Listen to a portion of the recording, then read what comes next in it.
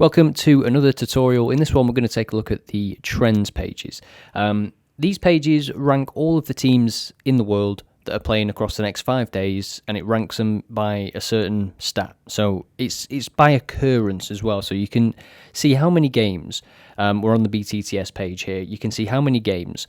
We've got home teams on the left, away teams on the right. You can see that the top team at home, 11 of their 12 games have landed with BTTS. For the away teams, you can see Real Madrid. This doesn't mean that Moss is playing Real Madrid. These are home teams. You can click on the team name and it'll bring up a mini preview of the game, show you some relevant data around the teams, and then you can go to the full fixture. Or if you're satisfied with what you see here, which I wouldn't be, because BTTS is very, very low for the away team, so they likely got a good defense, conceded in just 36% of games. You might want to go in and check the recent results for these teams.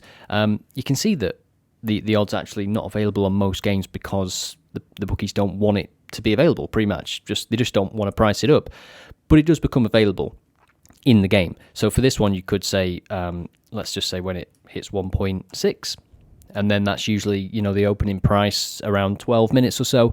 You can see that it is evens for this Real Madrid game, 12 out of 13 away games. You can see for this game, failed to score percentage is quite low for both teams. It's 0 for Real Madrid on the road. So they've scored in 13 out of 13, BTTS in 92% of games. And the other pages work in the same way. If you go to home wins, however, and the same is true for away wins, you'll see that it's home teams and away teams lost. That means it's showing you the best home teams here. And you can, just flick through these to see all of the teams. But when it's home or away wins that you're on, the opposite table will be a list of the worst away teams that are playing. So you can see we've got a team here that's lost 10 out of 11 games. They're 1.67. As you can see, the odds are all here for these kind of games. BTTS, it is hidden a lot of the times, but if a game is listed on a bookmaker, they can't hide the full-time result odds, can they? They've got to price it up. So if you see a really short game here, 1.17, you could say, let me know if it's increased by 20% and hit save, and you'll be notified when and if that game starts slow, or this team goes 1-0 up from a penalty or something. You get an alert, and maybe you'll check out the live pressure and stuff and see the situation of the game. I always stress an alert doesn't equal a bet. It should never, regardless of what it is, because if it did, the foul alerts, for example, you get so many of them. You can't take everyone, or you shouldn't take everyone. So sometimes there's a red card, sometimes there's a penalty, sometimes it's a freak game or something, Now, I think it's better to waste time than money in some aspects. If you wanted to look at some of these trends pages and maybe track the bets first and see how they do, you can get the alerts. So that's a good way of tracking it. Every alert comes with the ability to add to bet tracking as well. So that's a quick way to do it.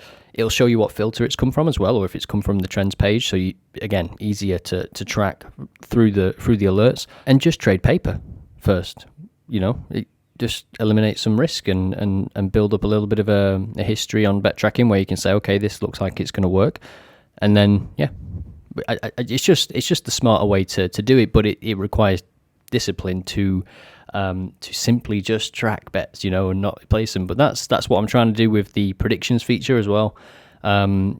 Get people making better football predictions, and whichever market it's on, that's the end goal with the predictions feature, game rankings, whatever. It kind of just lends itself towards a form of bet tracking that is a little bit more fun.